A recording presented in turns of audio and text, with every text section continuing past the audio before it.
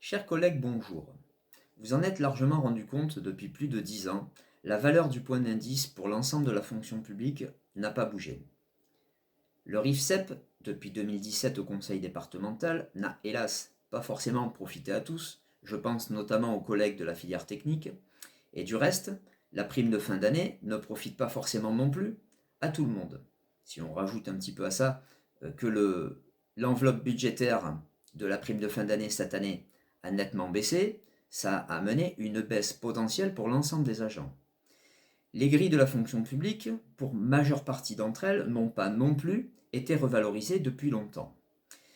Si on rajoute à cela la hausse des énergies, plus l'augmentation des carburants, mécaniquement, le pouvoir d'achat des fonctionnaires et notamment des agents départementaux a nettement baissé depuis plusieurs semaines.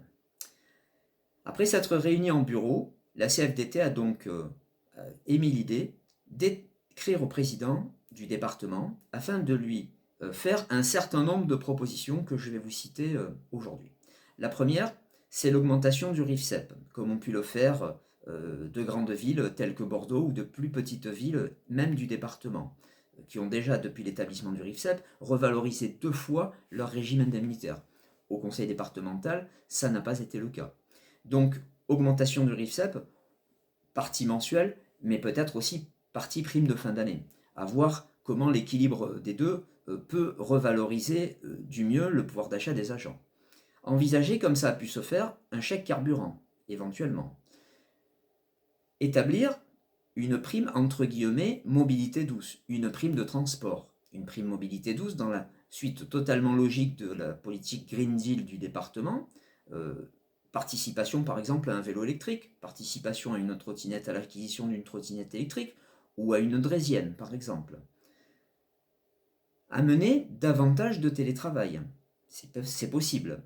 Augmenter le volume de télétravail pour tous ceux qui peuvent en bénéficier, pour tous ceux qui ont des tâches télétravaillables. Ça amènerait plusieurs points. Il y en a 3 notamment. Le premier, c'est une économie directe par non-déplacement.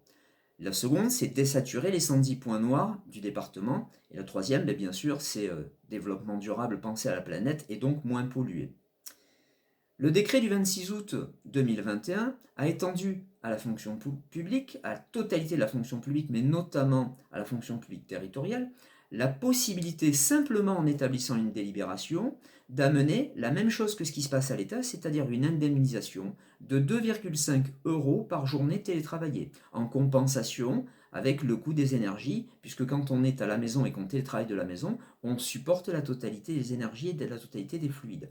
Donc cette indemnité qui est déjà appliquée dans la fonction publique de l'État, dans l'ensemble du versant de la fonction publique de l'État, pour s'appliquer au département, au titre de la libre administration, il suffit simplement de prendre une délibération qui permet le paralysme de ce décret. Une autre proposition consiste aussi sur le volet protection sociale complémentaire, de proposer quelque chose pour couvrir un petit peu la santé des agents et donc participer à la santé des agents.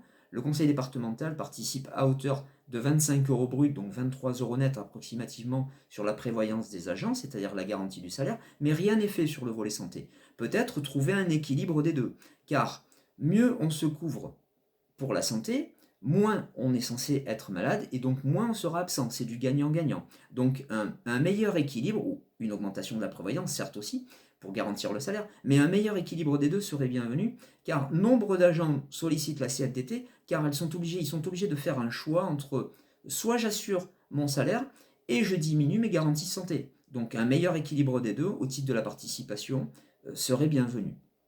Et bien sûr, supprimer l'imputation des primes, comme c'était le cas quand on s'appelait conseil général, dans les 15 premiers jours d'arrêt maladie. C'est-à-dire annuler la délibération qui consiste à supprimer les primes dès le premier jour d'arrêt de travail. Nous sommes la seule grande collectivité de France à faire cela et à supprimer les primes dès le premier jour d'arrêt. Les autres collectivités, bien souvent, assurent les primes aux agents qui sont malades, notamment les 15 premiers jours ou les 30 premiers jours.